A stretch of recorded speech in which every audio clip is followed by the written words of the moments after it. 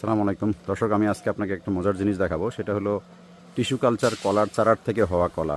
অনেকের ধারণা যে বাসাবাড়িতে একবার টিস্যু কালচার কলা লাগালে কয়বার হবে। তো আমাদের এই গাছটা 3 বছর আগে লাগানো একটা গাছ।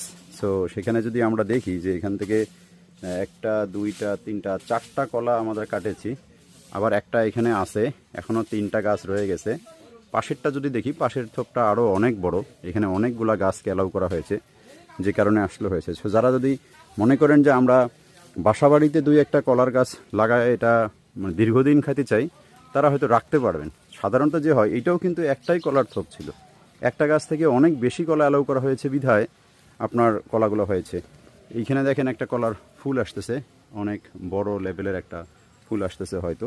এগুলো ক্ষেত্রে যেটা করতে হয় যে আপনি যদি নির্দিষ্ট পরিমাণ কলা নিতে চান, বড় সাইজ নিতে চান, তাহলে একটা বা দুটা গাছ রেখে বাকি সব